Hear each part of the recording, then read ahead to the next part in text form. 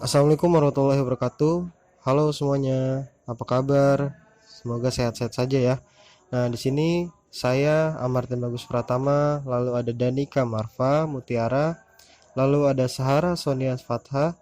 Di sini kami akan menjelaskan hasil diskusi kami tentang paradigma post-positivisme.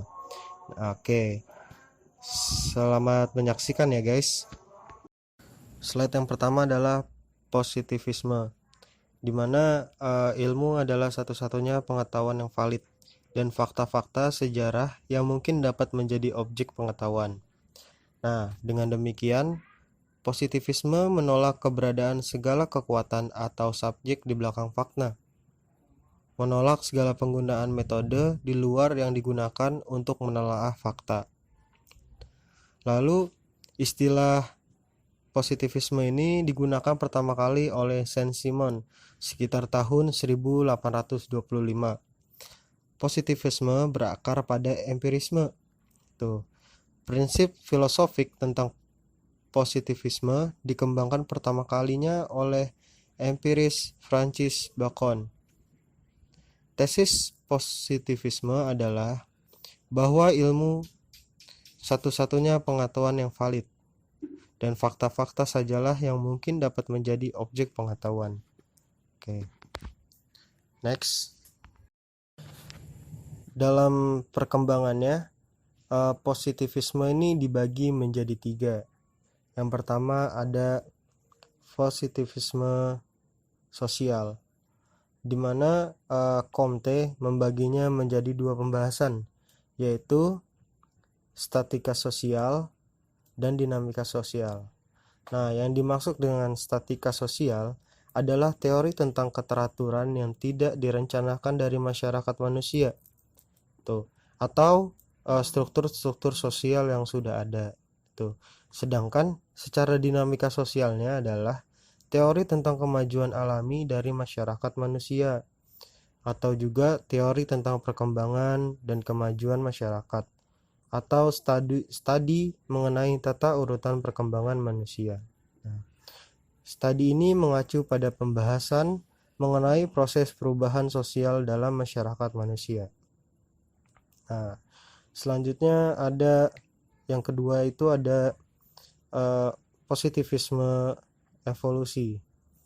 Nah, dalam konsepnya, evolusi merupakan proses dari sederhana ke kompleks.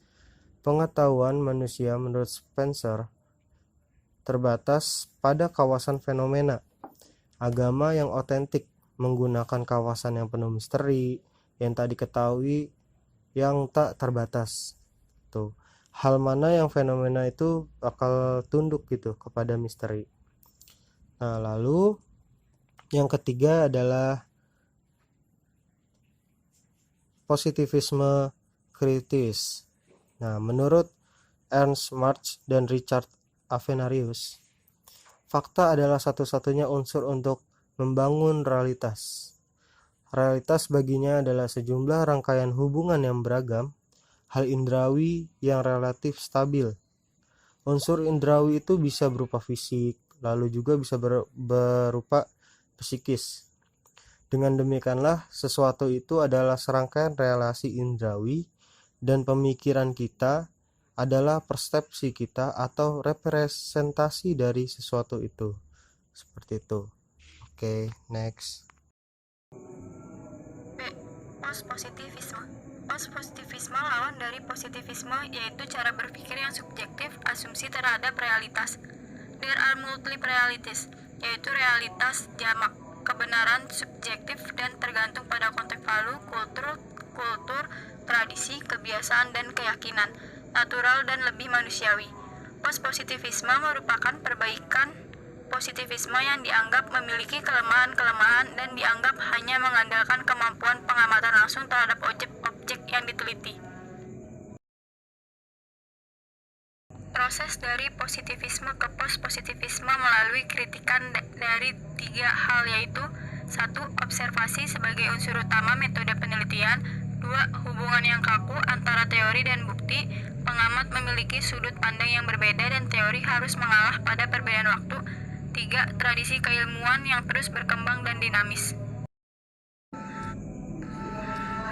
Selanjutnya, satu indikator yang membedakan antara keduanya bahwa positivisme lebih mencapai proses verifikasi terhadap suatu temuan hasil observasi melalui berbagai macam metode. Dengan demikian, suatu ilmu memang betul mencapai objektivitas apabila telah diverifikasi oleh berbagai kalangan dengan berbagai cara. Nah, selanjutnya ada asumsi dasar positivisme. Itu yang pertama ada fakta tidak bebas nilai, melainkan bermuatan teori. Yang kedua ada validitas teori. Tidak satupun teori yang dapat sepenuhnya dijelaskan dengan bukti-bukti empiris. Bukti empiris memiliki kemungkinan untuk menunjukkan fakta anomali. Yang ketiga ada fakta tidak bebas, melainkan penuh dengan nilai. Yang keempat ada interaksi antara subjek dan objek penelitian. Hasil penelitian bukanlah reportes objektif, melainkan hasil interaksi manusia dan semesta yang penuh dengan persoalan dan senantiasa berubah. Nah, selanjutnya ada asumsi dasar positif tentang realitas dan jamak individual. Hal itu berarti bahwa realitas perilaku manusia tidak tunggal, melainkan hanya bisa menjalankan dirinya. Yang kedua ada sendiri menurut unit tindakan dan persangkutan. Fokus kajian positif adalah tindakan-tindakan action manusia sebagai ekspresi dari sebuah keputusan.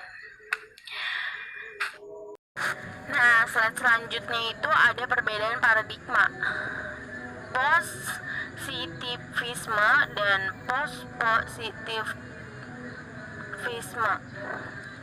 Menekankan analisis parsial dan dekontekstualisasikan versus menekankan analisis menyeluruh dan kontekstualisasi.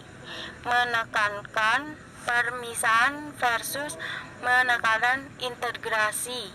Menekankan generalisasi versus menekankan spesifikasi. Pertimbangan hanya pada objektivitas dan kuantifikasi versus pertimbangan juga pada subjektivitas dan non-kuantivitas. Ketergantungan pada keahlian, pada pengetahuan orang lain. Penelitian sebagai orang luar versus pertimbangan juga diambil dari partisipan dan pengetahuan lokal. Penelitian sebagai orang dalam memberikan fokus perhatian pada controlling versus memberi fokus pada understanding.